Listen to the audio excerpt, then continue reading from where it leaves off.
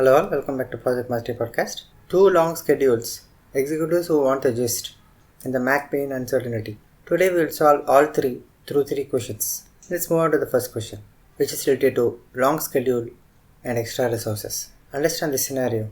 Your schedule is long, this precedence network cannot change, and you have extra resources. You have a scenario where you have a long schedule and the network cannot change and there are extra resources available. What should you do here? The answer is crashing. Crashing is a concept where you add resources or cost to shorten durations on the critical path. If the logic cannot change, fast track is off the table. With extra resources, the textbook move is crashing. Target activities on the current critical path, add skilled people, overtime or vendor throughput to compress durations. After each crash step, recalculate, a new path may become critical. Other options are not the right answers. Fast tracking, it needs logic change, not allowed here because we know what is the current scenario. Resource leveling, events peaks, usually extends or maintains duration. Simulation informs risk, it does not compress time.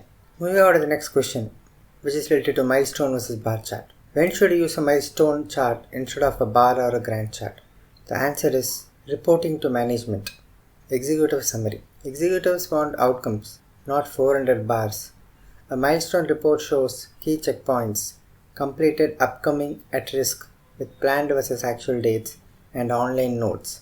It is the quickest "are we on track" signal. Other options are not the right answers. General reporting, this is too broad. This shines specifically for executive summaries. Planning, the team plans with Gantt, which is related to task, duration, and dependencies. Risk management, you will reference milestones, but risk tools or registers or analysis or responses. You should always have one page which will have milestones, which will have the planned date and the actual date, and there will be a rack status. And you can also have one line risk or decision, link it to Gantt chart if required. Moving on to the next question, which is about standard deviation and risk. What is the relationship between standard deviation and risk? Uncertain estimate is the answer here. Higher standard deviation means higher uncertainty or risk. Standard deviation measures spread. In schedule or cost, a higher standard deviation means outcomes are more dispersed, that is, greater uncertainty and thus higher risk of missing dates or budgets. A low standard deviation indicates tighter predictability. Other options are wrong. Accurate estimate. Higher standard deviation implies the opposite, less accuracy. Zero relationship. In planning, standard deviation is a core uncertainty signal. Padding. Padding is a behavior. Standard deviation is a statistic describing variability. Use triangular beta PERT estimates to derive standard deviation and set realistic buffers.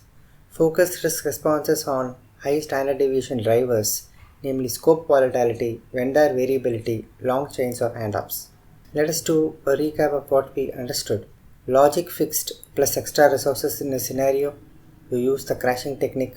You crash the critical path. For executive updates, milestone chart is the best chart, which is outcome focused and it's pretty clear. When it comes to standard deviation refers to uncertainty or risk. High standard deviation means high uncertainty or risk.